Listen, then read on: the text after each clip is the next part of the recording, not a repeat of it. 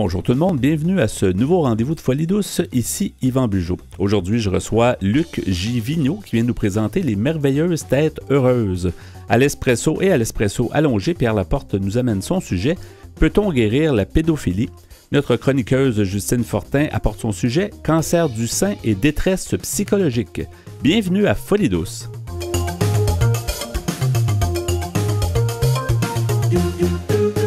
Vous syntonisez actuellement Folie douce, expert généraliste en santé mentale. C'est maintenant le moment d'accueillir mon invité, Luc J. Vigneault. Bonjour, Luc. Bonjour. Alors, au téléphone, merci d'être là. Tu es dans la région de Québec et on te reçoit aujourd'hui. On t'a déjà reçu dans le passé, mais cette fois-ci, on te reçoit à titre de vice-président de la troupe École de théâtre Les Merveilleuses Têtes Heureuses, un nom que j'aime beaucoup. Oui. Alors, bienvenue. Merci. Et parle-nous donc justement de ce que c'est, parce que c'est un beau nom qui semble être très... Moi, ça me... C'est un peu émerveillant comme nom. C'est un beau nom, Les Merveilleuses Têtes Heureuses. Il y a quelque chose de très positif. Donc, comment tu peux nous décrire ce que c'est? Ben d'abord, au point de vue technique, les Merveilleuses Têtes Heureuses, on voulait s'appeler les Têtes Heureuses, mais il y avait déjà une troupe qui existait, je crois, quelque part dans le Saguenay-Lac-Saint-Jean, et qui s'appelait déjà les Têtes Heureuses. Okay. Est-ce que c'est une troupe liée à la santé mentale? Je l'ignore. Ce que j'ai su, c'est que le nom de la troupe était déjà pris. Alors on a ajouté le mot merveilleuse, qui, comme tu le dis, c'est l'émerveillement de la belle folie qu'est le théâtre. C'est ça. D'ailleurs, il faut spécifier qu'on parle à Luc J. Vigneault et non pas Luc Vigneault, parce qu'il y a t'as un homonyme qui est aussi impliqué dans la santé mentale, mais qui n'a pas de J, lui. Alors, toi, tu as un J. Alors, on parle à celui-ci, finalement. Alors, on est bien content de le faire. Oui, exactement. Et si tu me permets, je vais faire un petit lien avec... on a des projets... quand je dis on, je parle des Merveilleuses Têtes Heureuses. Ouais. On aurait des projets potentiels de partenariat avec Luc Vigneault, l'autre Luc Vigneault, notamment au point de vue de l'association Vox Québec, anciennement les porte-voix du rétablissement, au nom duquel je t'avais donné une entrevue en tant que secrétaire du CA. Ouais. Je suis encore secrétaire du CA, alors voilà. Et donc, si on revenait justement à la troupe Les Merveilleuses Têtes Heureuses, à la fois, tu es toi-même acteur, tu fais de la mise en scène, tu es enseignant aussi, donc tu es vraiment partie prenante de cette troupe. La troupe a été créée à quel moment? La troupe a été créée à mi-chemin dans la décennie 2000 par membre fondateur Louis-François Gagné, de Regret et Mémoire, mais à qui tu as déjà parlé dans le cadre de cette émission-là, lors d'une entrevue antérieure. Et Louis-François Gagné, on s'est connus à cette époque-là, quoique j'étais plus ou moins impliqué comme membre fondateur, parce que, un concours de circonstances m'a amené à me dissocier temporairement de la troupe, pour mieux y revenir un an avant le début de la pandémie, en 2019. Et depuis cette époque-là, il y a un spectacle qui roule de façon régulière, ou qui roulait de façon régulière jusqu'à la pandémie à tout le moins. C'est un spectacle qui s'intitule « Parle pas de ça ». Qu'est-ce que c'est, ce titre « Parle pas de ça », c'était pour souligner l'aspect tabou de la santé mentale. À l'époque, si on se reporte dans le contexte des années 2000, comparativement à aujourd'hui, c'est presque le jour et la nuit, même s'il reste beaucoup de forêts à défricher. Mais c'est ça, donc, il y avait une espèce de silence, d'omerta autour des questions reliées à la santé mentale. Et cette pièce, elle est constituée de à peu près une vingtaine de tableaux qui évoquent chacun des diagnostics de santé mentale, de la schizophrénie à la bipolarité, en passant par les troubles anxieux et bien d'autres diagnostics que je vais passer sous silence, que j'oublie peut-être, je m'en excuse. Et c'est ça, on passe tout ça au peigne fin, au crible, on passe la santé mentale au peigne fin dans cette pièce-là. Et donc, le but ultime, au départ, c'était justement d'amener...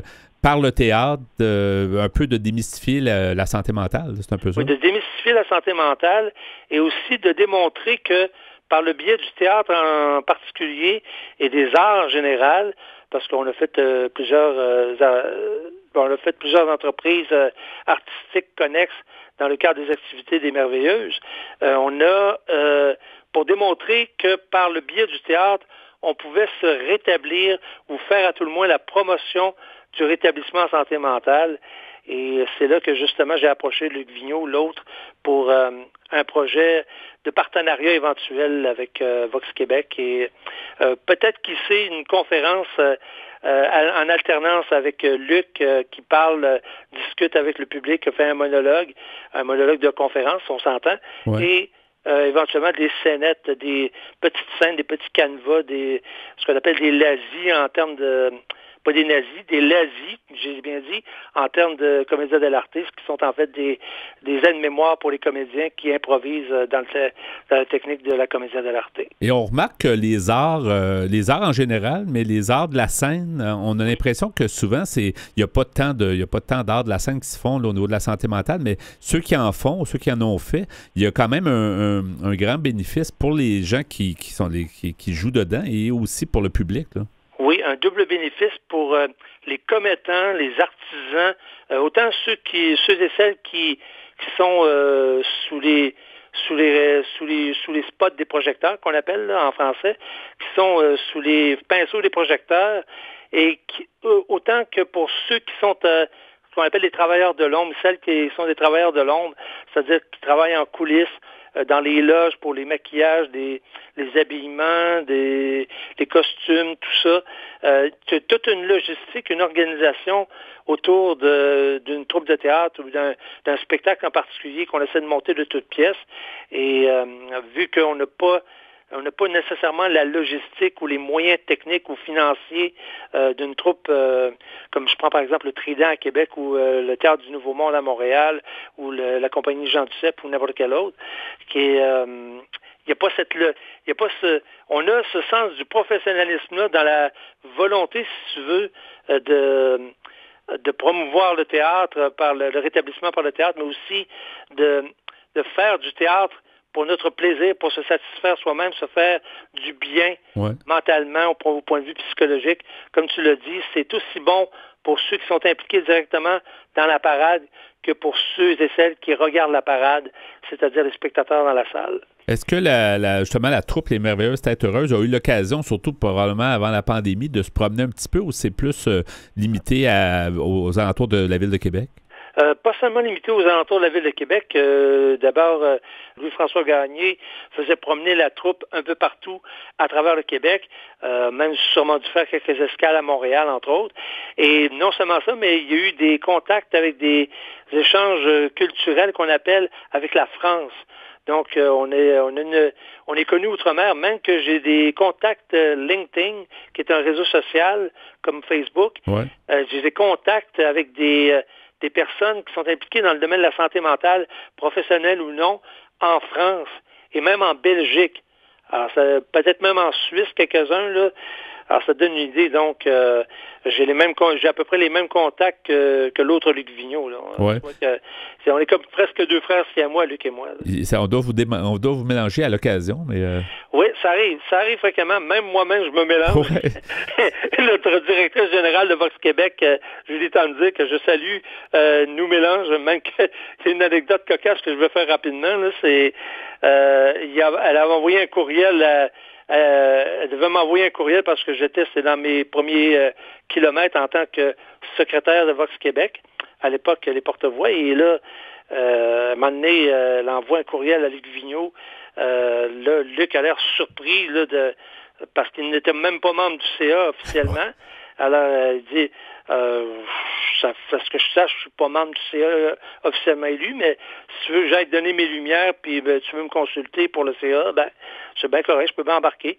Et là, ça a pris quelques minutes pour que je lui réalise que c'était pas le bon Luc Vigneault. C'est pas le même, ouais.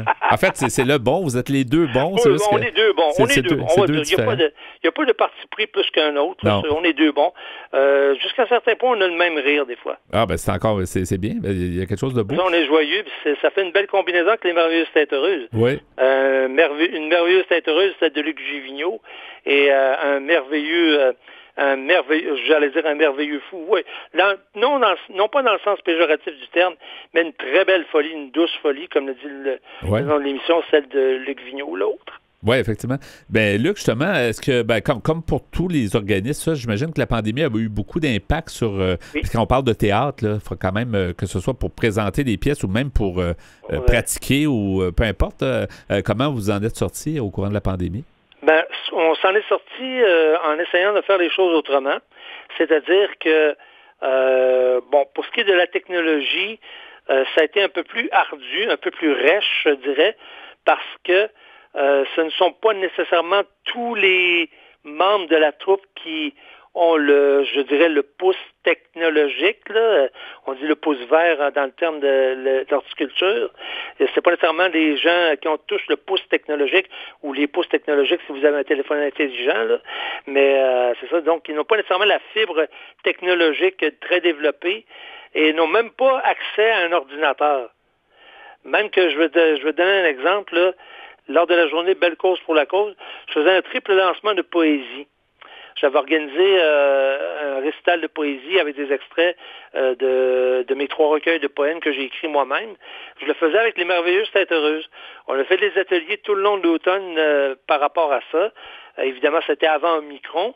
Et là, arrive Omicron, et là, tout est chambardé. Là, il y a comme un malentendu au niveau de l'utilité des moyens technologiques dont on disposait. Mes 2 acteurs avaient un téléphone cellulaire, mais n'avaient pas un téléphone intelligent. Important de spécifier la différence parce que avec un téléphone intelligent, vous pouvez vous filmer. On voulait faire ça. On avait le plan B, c'était le faire sur Zoom, faire un lancement de poésie, un spectacle de poésie sur Zoom. Malheureusement, ça n'a pas fonctionné parce qu'il y a eu un malentendu. Mes 2 élèves étaient certains qu'ils pouvaient filmer avec un téléphone cellulaire, mais c'est plutôt avec un téléphone intelligent. C'est ça. Donc, c'est ce genre d'embûche-là, mais j'imagine que la troupe demeure quand même confiante. Et tu demeures confiant, là, oui, on demeure pour confiant. l'avenir. On essaie de maintenir le bateau à flot au niveau psychologique à tout le moins. C'est un peu notre dada, même beaucoup. Et donc... on a réussi quand même à réaliser quelque chose en présentiel. C'est important de le mentionner. Ouais. On l'a fait le 11 septembre dernier. Alors, tu me vois venir, là. Ouais. Pour les 20 ans du 11 septembre, on a fait un spectacle que j'ai écrit moi-même, dont j'ai joué un des 2 personnages. C'est les 2 personnages. Et c'est un spectacle qui alterne le théâtre, la poésie. J'ai préenregistré des poèmes... qu'on diffusait sur bande sonore pendant le spectacle, et de la musique avec un piano sur place, et même de la chanson. On avait invité une chanteuse qui était Marilyn Dagenet, notre présidente de l'époque Vox Québec. Donc, elle est venue à Québec expressément pour chanter avec nous autres. Je me suis même tapé New York State of Mind à la fin. OK, quand même. OK. Oui, quand même. Multiple talent. Mais non, c'est intéressant. Il reste peu de temps, Luc, mais c'est fort intéressant. Les gens qui veulent en savoir plus sur les merveilleuses têtes heureuses, où vous êtes sur Facebook, pour savoir un peu les développements, ça évolue toujours. Donc, qu'est-ce qu'on cherche? On cherche ça, finalement? Oui, on peut taper les mots clés merveilleuses têtes heureuses sur la barre de recherche Facebook. Ça, c'est pour situer les gens, c'est dans le coin gauche supérieur de l'écran de mémoire. Il y a comme une loupe, on peut taper les mots-clés de recherche merveilleuse tête heureuse, vous allez trouver facilement. Parfait. Merci beaucoup, Luc Givigno. Merci beaucoup, vice-président de la troupe école de théâtre Les Merveilleuses Têtes Heureuses. Et puis, bonne continuation. On vous souhaite une multitude de beaux spectacles dans l'avenir. J'espère que ça va se réaliser. En présentiel, préférablement. Absolument. Merci beaucoup et bonne continuation. C'est moi qui te remercie. Bye. Salut, bye-bye. Folie Douce est aussi présent sur Instagram. Cherchez Folie Douce Radio et venez nous voir. Bonjour Pierre Laporte. Salut Yvan. Alors aujourd'hui, Pierre, ton sujet un peu délicat, en fait, peut-on guérir la pédophilie? Un sujet qui fait parler beaucoup. Oui, je pense que c'est une question qu'il y a beaucoup de gens qui se posent. Est-ce que la pédophilie peut se guérir? D'après plusieurs experts, c'est quelque chose qui ne se guérit pas, c'est-à-dire c'est des gens, en grande majorité des hommes, qui ont une attirance sexuelle pour les jeunes enfants. Mais qu'est-ce qu'on fait avec cette fameuse pulsion-là? Est-ce qu'il y a des façons de la contrôler? Je pense que c'est beaucoup dans ce sens-là que la recherche se conduit. Mais tu vas voir au fil de l'article, il y a des choses qui sont assez intéressantes et on apprend toujours des nouvelles choses grâce aux examens qu'on fait sur le cerveau, par exemple. Ouais. Alors, c'est un article qui s'appelle ainsi « Peut-on guérir la pédophilie ?» C'est écrit par Mme Bouchra Watik, qui est reporter nationale à Radio-Canada. Alors, elle nous dit, dans le langage populaire, les termes pédophile et agresseur d'enfants sont souvent utilisés comme synonymes. Pourtant, sur le plan scientifique, il y a une différence. Selon le manuel diagnostique et statistique des troubles mentaux, le DSM-5, la pédophilie implique une excitation sexuelle envers un enfant prépubère, qu'il y ait ou non passage à l'acte. Des recherches indiquent qu'environ 1% des hommes seraient pédophiles. Ça semble beaucoup, oui, ça, je ne croirais pas. C'est surprenant, oui. Ouais. Mais les experts estiment que les cas de femmes pédophiles sont beaucoup plus rares et la majorité des pédophiles ne commettent jamais d'attouchement sur des mineurs. Beaucoup de monde pense aussi, se demande toujours un peu ça vient d'où, parce que c'est un peu dur à comprendre comment quelqu'un peut être attiré par des enfants. Là. On se demande comment c'est possible, mais tu vas voir que on en apprend de plus en plus sur les raisons pourquoi. Tu vas voir quand on va être rendu dans les scans là, sur le cerveau. Mais d'un autre côté, on estime que les 2/3 des agresseurs d'enfants ne satisfont pas aux critères diagnostiques de la pédophilie. M. James Cantor, qui est psychologue clinicien et sexologue américano-canadien spécialisé dans ce domaine, nous dit « La situation la plus courante où un non-pédophile va commettre une agression sexuelle sur un enfant est une situation d'inceste. Généralement, cela se passe dans des familles très chaotiques et parfois violentes. » Madame Sarah Michel Neveu, qui est chercheuse en psychologie, qui évalue les agresseurs sexuels à l'Institut Pinel de Montréal, nous dit « On pourrait se retrouver avec quelqu'un qui a, par exemple, commis une agression sexuelle sur un enfant, mais dont l'idée était d'avoir quelqu'un sous son emprise. » Madame Neveu poursuit en disant « Ça aurait pu être une femme saoule, ça aurait pu être une personne âgée et ça aurait pu être un enfant. À ce moment-là, ça a été un enfant. » La problématique est beaucoup plus dans la recherche de la domination ou du contrôle de la victime. Et l'âge de la victime a, pour certaines personnes, peu d'importance. C'est vraiment le sentiment de contrôle qui va les exciter. M. James Cantor poursuit en disant « La différence entre les pédophiles qui agressent des enfants et ceux qui ne le font pas est la même qu'entre un homme hétérosexuel normal qui commet un viol et un qui ne le fait pas. Un homme qui commet un viol ou un pédophile qui agresse un enfant ont d'autres problèmes dans la tête. C'est généralement ce qu'on appelle un comportement antisocial ou dans les pires cas de la psychopathie. On estime que seul le tiers des agresseurs d'enfants sont véritablement pédophiles et la majorité des pédophiles ne commettent jamais d'agression. Donc, ça, je l'ignorais, tu vois. Moi aussi. Je croyais pas que ça existait. Là. Parce que souvent, la question qu'on se dit, mais pourquoi ils n'arrivent pas à se retenir? T'sais? Alors, il y en a beaucoup qui se retiennent. Et heureusement, là, parce que c'est quand même c'est dramatique pour les enfants qui sont touchés, puis leur famille, etc. Oui, là. à chaque fois. Comment diagnostiquer la pédophilie? Lorsqu'un individu agresse un enfant, il est important de déterminer s'il est véritablement pédophile afin de déterminer son risque de récidive. M. Christian Joyal, qui est psychiatre et neurologue, nous dit « Quelqu'un qui va le refaire, c'est plus souvent quelqu'un qui a vraiment de la pédophilie, donc qui a une attirance de base envers des enfants.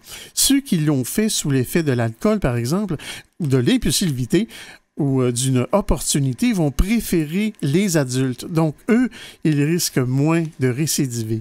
M. Joyal et ses collègues ont développé une méthode unique au monde pour mesurer l'excitation sexuelle, ainsi diagnostiquer la pédophilie de manière fiable. Le chercheur en neuropsychologie a d'abord mené ses recherches sur des hommes non pédophiles. Pendant qu'il visionnait des images de pornographie montrant des adultes, les participants subissaient une électroencéphalographie qui mesure l'activité électrique du cerveau. Le chercheur a pu démontrer que lors d'une excitation sexuelle, l'activité cérébrale est plus intense dans l'aire dite sensorielle, située au centre du cerveau. 2 autres instruments enregistraient également la réaction des participants. Un plétismographe pénien, soit un anneau de mercure qui mesurait la circonférence de leur pénis, et un oculomètre qui suivait le mouvement de leurs yeux par ondes infrarouges. Le protocole développé par Christian Joyal est maintenant utilisé pour diagnostiquer la pédophilie au sein du laboratoire d'évaluation des préférences sexuelles de l'Institut Philippe Pinel. Ce laboratoire évalue des hommes qui ont commis des crimes sexuels dans le but de déterminer leur sentence ou d'établir le risque de récidive. Au laboratoire, les patients sont exposés à des personnages virtuels d'enfants, d'adolescents et d'adultes, tous dénudés. Cette approche a été développée par Patrice Renaud, qui est chercheur et professeur au département de psychoéducation et de psychologie à l'Université du Québec en Outaouais, pour éviter d'utiliser des images d'enfants réels. C'est un sujet particulièrement tabou. On va poursuivre à l'espresso allongé. Alors, peut-on guérir la pédophilie?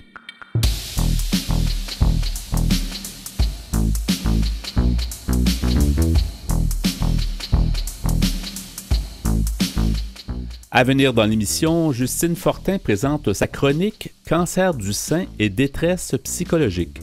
À l'espresso allongé, Pierre Laporte poursuit avec son sujet « Peut-on guérir la pédophilie ».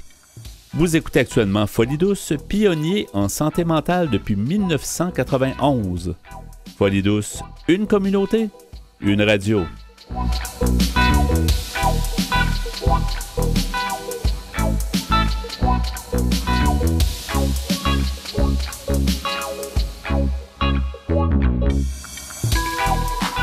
La bonne santé mentale touche à tous les aspects de notre vie. Donnons maintenant la parole à nos chroniqueurs. Je suis heureux de recevoir notre chroniqueuse Justine Fortin. Bonjour Justine. Bonjour, merci. Alors, oui, merci d'être là. C'est toujours agréable de te recevoir. On va parler d'un sujet important pour toi, mais important pour la société. En fait, c'est le cancer du sein, la détresse psychologique que ça cause, en fait. C'est ça que tu vas pouvoir nous expliquer parce que tu as étudié longtemps et tu étudies encore dans le domaine. Tu as fait une maîtrise. Puis tu es même au niveau doctorat maintenant, toujours sur le même sujet, en fait. Oui, dans le fond, dès ma maîtrise, le cancer du sein, ça a capté mon attention. C'est sûr que je voulais travailler là-dessus. C'est sûr que ça touche une femme sur 8. Donc, je me sens un peu concernée aussi par la population cible. Puis, c'est sûr que les avancées en recherche en ce moment en cancer du sein permettent justement le rétablissement de plus en plus. Donc, on est quand même bien avancé, mais le rétablissement amène aussi peut-être des problèmes au niveau psychologique. Puis c'est ça qu'on veut faire. Ben c'est ça qui est assez unique dans ta démarche de recherche parce qu'on parle beaucoup de ce cancer du sein. C'est sûr que c'est beaucoup connu, mais tout le côté psychologique est moins connu. C'est pour ça que c'est intéressant de s'attarder à ça. Tu as appris sûrement un paquet de choses, puis tu vas sûrement en apprendre plein d'autres. Mais comment tu peux nous présenter finalement ton sujet de chronique? Dans le fond, ma maîtrise, je pourrais vous présenter un peu le projet que j'ai eu à faire. Ouais. Nous, on aime ça faire la prévention des symptômes de détresse psychologique au lieu d'aller traiter une fois qu'ils sont apparus. Ouais. Donc, ma maîtrise, on a visé sur le moment entre l'annonce du diagnostic et le début des traitements. Parce que souvent, les femmes en cancer du sein reçoivent des traitements psychologiques une fois que les traitements ont commencé. Mais il y a quand même un délai entre les deux, puis c'est là qu'on est allé étudier. Donc, on a fait une méta-analyse qui a repris plusieurs études qui ont été faites, qui ont mesuré les symptômes de détresse psychologique. Donc ici, on rentre autant les symptômes d'anxiété, les symptômes dépressifs, les symptômes de stress post-traumatique, et on est allé voir c'est quoi la prévalence de ces symptômes-là au moment de l'annonce du diagnostic, jusqu'avant le début des traitements, pour être capable de montrer justement aux cliniciens que c'est peut-être un moment important pour aller les traiter. C'est peut-être plus important même jusqu'à certains points, parce qu'effectivement, tout le monde sait que ça existe, le cancer, mais quand quelqu'un se le fait annoncer, ben il se passe quelque chose. Puis comme tu dis, en plus, souvent il y a un délai. Fait que pendant ce délai-là, on réfléchit, puis c'est ça, puis ça doit quand même causer des torts. Là. Oui, puis quand on voit sur le terrain, normalement, les infirmières, les équipes médicales sont supposées proposer de l'aide psychologique directement, mais dans les faits, ils n'ont pas nécessairement le temps de faire ça, encore moins en temps de pandémie. Donc, c'est quelque chose aussi que notre étude, on essaie de faire, c'est d'essayer de pousser le plus possible parce que quand on prévient ces symptômes-là, s'ils ne sont pas prévenus, pendant la phase de traitement, ça peut venir jouer sur l'adhérence au traitement aussi, le fait d'avoir de la détresse psychologique. Donc, plus tôt on s'y prend, le mieux c'est. Donc, avant de t'intéresser à ce sujet-là, puis cet angle-là, est-ce que tu as trouvé qu'il y avait un manque justement d'études là-dessus, puis d'écrits ou de ressources? Oui, puis ce que je trouvais aussi, c'est qu'on ne distinguait pas les femmes qui avaient commencé leur traitement et ceux qui ne l'avaient pas commencé. Donc, cette phase-là, il n'y a aucune étude, ou très peu, qui regarde entre l'annonce du diagnostic puis le début des traitements. Tout le monde confond les femmes qui ont commencé leur traitement de celles qui n'ont pas commencé. Donc, c'est un peu ça que nous, on avait trouvé un trou un peu dans dans la recherche autant que dans la clinique. Puis on s'est dit, bon, on va aller miser sur ce moment-là. On va montrer qu'il y a de la détresse psychologique à ce moment-là. Et pour mon doctorat, on va essayer d'aller réduire la souffrance psychologique à ce moment-là. Donc, c'est comme une continuité là, qu'on fait. Et je pense que tu dois savoir aussi que ta recherche va servir concrètement parce qu'effectivement, il y a un manque. Il y a des femmes qui sont atteintes, donc à quelque part, c'est juste gagnant là, pour tout le monde. Là. Oui, puis on est en collaboration avec l'hôpital Maisonneuve-Rosemont, ce qui est quand même intéressant parce qu'on est allé leur présenter notre étude et on voyait vraiment que les médecins, là, ils sont au courant là, que leurs patients ils ont une détresse psychologique. Donc, c'était le fun de voir que même des médecins qui guérissent d'autres types de cancers que le cancer du sein, ils nous demandaient est-ce que vous allez venir faire la même étude avec, par exemple, les hommes qui ont le cancer de la prostate, des choses comme ça. Donc, puis vous êtes plusieurs, toi, tu as choisi ce sujet-là, mais il y a plusieurs personnes qui sont avec toi pour faire la démarche? Bien, en fait, je suis quand même tout seul sur ce projet. C'est des fois, au doctorat, on est plusieurs, mais moi, je suis toute seule, puis je suis supervisée par mes 2 directeurs là, qui m'épaulent là-dedans. Donc, Alain Brunet, qui est plus en stress post-traumatique, donc il connaît un peu plus l'aspect santé mentale, puis Marie-France Marin, qui, elle, est plus en stress. Donc, on veut aller voir est-ce que notre traitement qu'on va essayer de faire va réduire justement la détresse psychologique puis le stress physiologique qu'on peut mesurer dans les cheveux ou peu importe dans quelle façon. Donc, je suis toute seule, mais je suis bien épaulée par une grosse équipe médicale et mes directeurs. Et au courant de ta maîtrise, donc tu es au niveau du doctorat, mais au courant de ta maîtrise, as-tu découvert des choses qui t'ont surprise? Oui. Dans le fond, je pourrais vous donner là, les chiffres là, de prévalence qu'on a trouvés. Ouais. Par exemple, l'anxiété, c'est un des symptômes les plus fréquemment mesurés là, chez les femmes à la fin quand elles reçoivent leur diagnostic.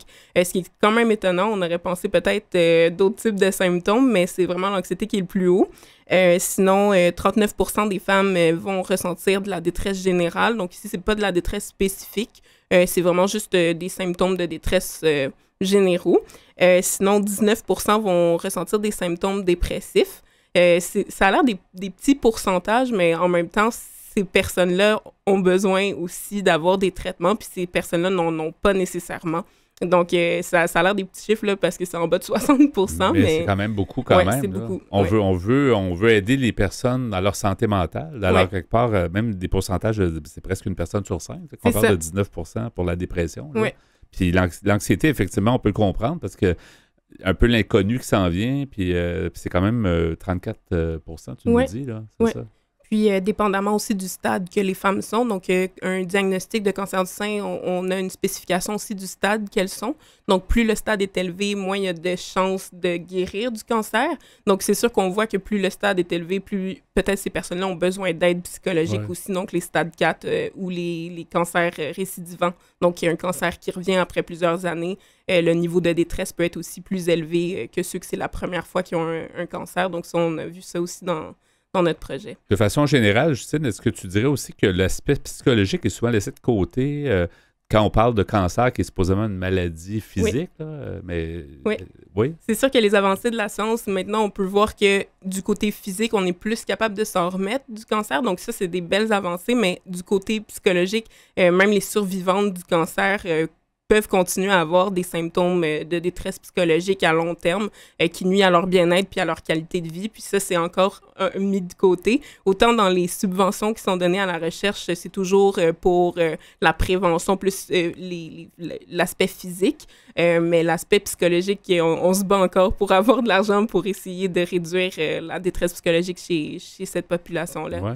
Et tu as décidé, donc, comme tu nous disais, de poursuivre en doctorat. Tu vas aller plus loin, tu veux amener des... Puis éventuellement, dans ta carrière, tu vas poursuivre. Tu as l'idée de poursuivre dans ce domaine-là. C'est un sujet vaste. Oui, donc je suis en psychologie, donc c'est sûr que je vais faire aussi de l'intervention. Donc, si notre traitement qu'on fait se montre efficace, c'est sûr que j'aimerais poursuivre dans cette avenue-là. Donc, pendant ma maîtrise, on a montré qu'il y avait de la détresse psychologique dans ce moment précis-là. Puis pendant mon doctorat, on va essayer d'aller la réduire par l'intervention super simple d'une médication juste avant l'annonce du diagnostic. Dans le fond, ce qu'on va faire, c'est on va utiliser le propranolol, qui est une médication qui est souvent offerte justement aux gens qui ont un diagnostic de trouble anxieux ou un stress post-traumatique. Et ça vient réduire la réaction physiologique, donc la réaction du corps, pendant une heure environ. Donc, nous, on va essayer de donner une pilule de propranolol 1 heure avant l'annonce du diagnostic, parce que ça prend 1 heure avant de faire effet. Et on va voir est-ce que cette pilule-là va permettre de réduire la détresse psychologique des femmes, puis on va mesurer justement leur niveau de symptômes à long terme. Mais une question un peu technique, est-ce que la personne ne va pas se sentir bizarre? Ça prend, parce que la personne, c'est comme avant qu'elle reçoive une annonce, c'est ça? Oui, mais c'est sûr qu'elle va se sentir bizarre de toute façon qu'on donne la pilule ou pas.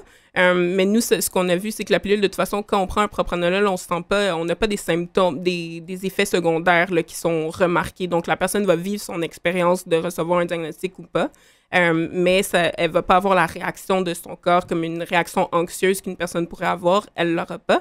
Donc, quand elle va se souvenir de cet événement-là, de l'annonce du diagnostic, ça va être un souvenir non traumatique. Mais qu'est-ce que vous allez dire à la personne? On fait une étude sur... parce qu'elle sait qu'elle va rencontrer un médecin, mais en même temps, elle ne sait pas qu'elle va se faire annoncer qu'elle a un cancer. Donc, comment vous approchez les personnes? Dans le fond, on prend toutes les femmes qui se présentent à l'hôpital pour une prescription de biopsie. Donc, dès qu'une femme ressent une bosse dans son sein, à ce moment-là, elle peut prendre part à notre étude. Puis, dans le fond, que la personne ait un diagnostic positif ou négatif, nous, on ne le sait pas non plus. Donc, ça va vraiment être mis... présenté comme ça. Donc, c'est aussi une intervention qui n'est pas prouvée encore comme étant efficace. Donc, ça aussi, ça va être dit aux patients. Là. Donc, ceux qui participent à ça, ça se peut que ça ne fonctionne pas non plus, mais on essaye parce que ça a été montré efficace chez des populations cliniques comme stress post-traumatique, troubles anxieux. Et à ta connaissance, est-ce qu'ailleurs dans le monde, on fait plus attention à l'aspect psychologique des gens, ou en tout cas à certains endroits, peut-être pas partout? J'aurais de la difficulté à dire où, parce que dans mes études, ça provient vraiment de partout dans le monde là, quand on regarde la littérature. Donc, c'est sûr qu'il y a des essais un peu partout, mais est-ce que plus qu'ici, je pense pas. Quelquefois, on a des modèles, dans n'importe quel champ d'intérêt, il y a des modèles, dit, tel pays ou telle société est avancée sur cette approche-là, mais ça t'a pas nécessairement sauté aux yeux comme tel. Non, c'est ça. Là. Je dirais qu'on est... il y a de la psychologie aussi en oncologie, puis je veux vraiment pas leur taper sur la tête. Ils font vraiment du mieux qu'ils peuvent, mais nous, on va essayer de venir leur proposer peut-être un nouveau traitement innovateur. Et tu te sens à l'aise de jouer un peu dans ça, parce que tu amènes le côté psychologique, tu veux que les choses s'améliorent, tu as affaire avec des gens qui ont peut-être l'habitude de faire, justement, on disait tantôt, peut-être plus le côté physique. Comment conjuguer tout ça? Tu es à l'aise? Oui, je suis quand même à l'aise et je trouve que l'équipe à l'hôpital Maisonneuve-Rosemont, ils sont vraiment ouverts. Donc, je pense que ça aide aussi à faire le pont entre les deux. Donc, ils nous ouvrent leur clinique, leurs patients et tout ça, puis ils sont vraiment ouverts à essayer. Ils voient là, que leurs patients, quand ils annoncent un diagnostic de cancer du sein, ça va pas si bien que ça. Donc, si une intervention aussi simple que donner du propranolol 1 heure avant l'annonce ou pas l'annonce, ça peut les aider psychologiquement. Eux, ça leur tente. Donc, c'est sûr que ça encourage et ça motive aussi de prendre part à ce projet-là. Il y a beaucoup de gens qui veulent participer, peu importe dans les problématiques comme ça, mais ils sont prêts pour la cause ou en tout cas pour aider des gens, que ce soit soi-même ou les autres. Ils sont prêts à le faire. Là. Oui, c'est ça. Est-ce qu'il y a des références qu'on peut donner sur la question, entre autres, ce que tu as fait, ou si ça va éventuellement venir, ça va être publié, ou si on veut s'informer un peu plus sur ton approche ou l'approche que vous avez avec le groupe? Dans le fond, j'ai fait une petite capsule vidéo aussi qu'on pourrait laisser le lien dans la barre de description. Sinon, la Fondation du cancer du sein qui m'épaule beaucoup dans mon projet pour les femmes qui auraient justement de la difficulté, de la détresse psychologique, ils offrent quand même beaucoup de services aussi à cette fondation-là. C'est ça, c'est une capsule que tu as fait sur YouTube, hein, oui, je pense que ça dit ma thèse en 100. On va mettre le lien sur notre site web, donc antenne.qc.ca, dans la section mentionnée à Folie Douce. On donnerait le lien pour... ça explique un peu ce que tu as fait comme cheminement. Là. Oui, puis plus en détail, là, parce que là, je suis allée un petit peu vite, mais pour les gens qui se demandent le propranolol, c'est quoi et tout ça, ça va être plus expliqué en détail. Intéressant. Merci beaucoup, Justine Fortin, d'avoir été des nôtres. Et puis, à une prochaine chronique, puis bonne continuation. On va certainement se reparler dans le futur, parce que c'est très intéressant comme projet. Merci beaucoup. Merci beaucoup. À la prochaine. À la prochaine. Vous écoutez Folie Douce. Témoignages, entrevues d'experts, chroniques, toutes les facettes de la santé mentale en une seule émission.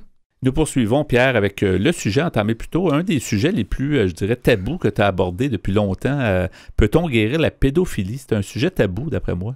Je te dirais, oui, peut-être encore, ou un des sujets, je pense, qui fâche le plus la population. Et moi, de même, là, je suis pas mieux que la majorité des gens. Tu sais, je me dis, pourquoi est-ce que ces gens-là sont pas capables de se retenir? Oui. Puis comme tu t'expliquais, évidemment, la pédophilie puis les agresseurs d'enfants, c'est deux choses différentes. Des choses différentes, oui. Ce qui est souvent mélangé par les jeunes. Oui, parce qu'on apprend ici que la pédophilie, c'est l'attirance en tant que telle envers les jeunes enfants. Mais ça ne veut pas dire que ces gens-là vont passer à l'acte. Et on voit qu'il y en a beaucoup qui se retiennent, effectivement. Alors... oui, c'est d'après un article que j'ai pris sur Internet qui s'appelle « Peut-on guérir la pédophilie ?» C'est écrit par une madame qui s'appelle Bouchra Watik.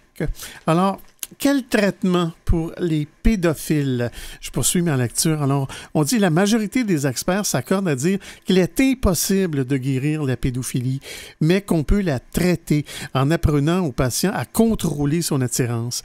Le psychiatre et chercheur canadien Paul Fedorov a traité des centaines de pédophiles. Ces patients reçoivent d'abord des médicaments destinés au traitement du cancer de la prostate qui ont pour effet secondaire de réduire la libido.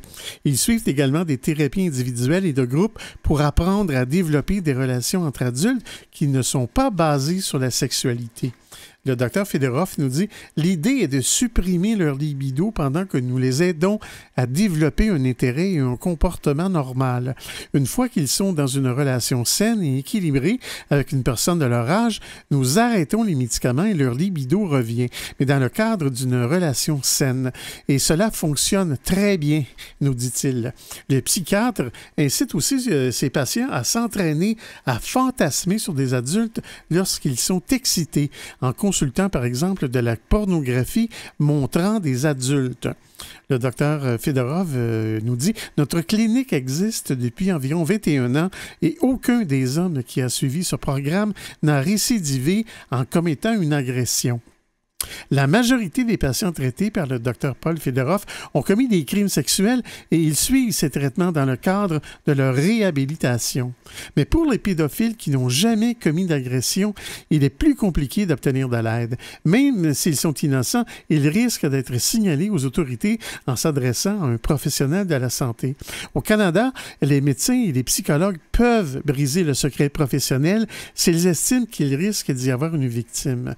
Le Dr Fedorov dit « Cela fait en sorte qu'ils ne consultent pas, puisqu'ils savent que je vais les dénoncer. » M. James Cantor nous dit « Au lieu de recevoir le patient en thérapie, où je peux lui fournir des médicaments qui réduisent sa libido et lui apprendre à résister à son excitation, cette personne circule dans la société sans aucune supervision. » Il croit que le Canada devrait s'inspirer de ce qui se fait en Allemagne, où la loi protège le secret professionnel dans ces circonstances. Dans ce pays, l'organisme qui s'appelle Dunkelfeld, qui est un terme allemand qui signifie zone sombre, propose des thérapies préventives aux hommes pédophiles qui ne sont jamais passés à l'acte.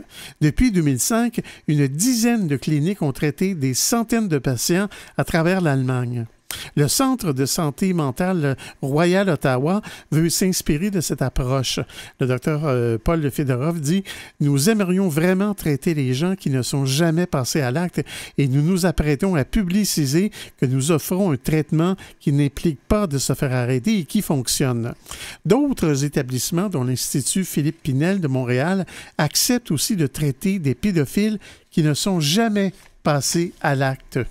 Certains pédophiles abstinents se tournent plutôt vers des groupes d'aide en ligne tels que Pédophiles Vertueux. Ce groupe virtuel accepte uniquement les pédophiles qui s'engagent à ne jamais toucher à un enfant et à ne jamais consulter de pornographie juvénile. James Cantor conclut « La société est prête à dépenser pour se venger, mais pas pour faire de la prévention. C'est la plus grande erreur que nous faisons. » D'ailleurs, Pierre, des gens vont peut-être nous écouter puis vont dire « Mais pourquoi ils parlent de ça? » Mais à quelque part, on a été habitués ici à l'émission de parler de sujets tabous, c'en est un. Puis c'est pas connu. Moi, j'ignorais toutes ces recherches-là qui existent justement sur le sujet. C'est dans le but de prévenir justement qu'il n'y ait pas d'agression et qu'on puisse mieux comprendre la problématique. C'est un peu ça. Oui. Maintenant, j'aimerais parler aussi, il y a un point très important, c'est les différences dans le cerveau. Le chercheur en psychologie, James Cantor, s'est quant à lui penché sur les causes de la pédophilie. En comparant les cerveaux d'hommes pédophiles et non pédophiles en imagerie par résonance magnétique, il a constaté des différences dans la matière blanche c'est-à-dire les axones qui relient les différentes zones du cerveau. Et chez les pédophiles, la densité de matière blanche est plus faible à certains endroits. James Cantor explique que les adultes non pédophiles ont tout naturellement un instinct protecteur à la vue d'un enfant et un instinct de séduction à la vue d'un adulte qui les attire. Mais chez les pédophiles, la vue d'un enfant déclenche chez eux des pulsions de séduction. Selon lui, cela est dû à la façon dont la matière blanche relie certaines zones du cerveau. Il nous dit le problème chez les pédophiles est que ces connexions ne sont pas reliées correctement. C'est un peu comme si elles étaient croisées. Il croit que ces anomalies dans la matière blanche se développeraient durant le premier trimestre de la grossesse. Le stress maternel, la malnutrition, les conditions de vie difficiles, tous ces facteurs influencent fortement ce qu'il appelle la soupe chimique dans laquelle le fœtus se développe. Et même si ces recherches démontrent que la pédophilie est innée, James Cantor est catégorique. Les pédophiles ne sont pas condamnés à devenir des agresseurs. Mais on peut aller voir sur Internet, il y a des endroits, il y a des centres d'aide pour les hommes qui ont des tendances pédophiles. Pierre, je peux inviter les gens, pour avoir des bonnes références, justement, de venir sur notre site web, antenne.qc.ca, dans la section « Mentionner à Folie douce » et chercher à ce moment-là ta chronique « Peut-on guérir la pédophilie » pour avoir les bonnes références. D'accord? Exactement, oui. Merci beaucoup, Pierre, pour ce sujet. Donc, peut-on guérir la pédophilie? Vous aimeriez réentendre nos émissions, entrevues et chroniques via YouTube? Pas de problème. Pour y accéder, visitez notre site web antenne.qc.ca, antenne.qc.ca. Quelques mots pour conclure ce rendez-vous hebdomadaire. Alors, Pierre Laporte, merci pour la mise en onde. Bienvenue, mon cher. Merci également pour ton sujet à l'espresso et à l'espresso allongé. Un sujet tabou, mais il faut en parler parce que dans le but justement d'améliorer les connaissances sur le sujet, peut-on guérir la pédophilie? Oui, plus on en connaît, je trouve, sur un problème, mieux c'est. Et j'ignorais qu'il y avait autant de recherches, autant d'intérêt sur ce sujet-là parce que je pense que c'est dans le bon sens que c'est fait. Alors, on encourage effectivement cette recherche. Merci pour ça. Notre invité en début d'émission, Luc J. Vigneault, nous a mieux fait connaître les merveilleuses têtes heureuses.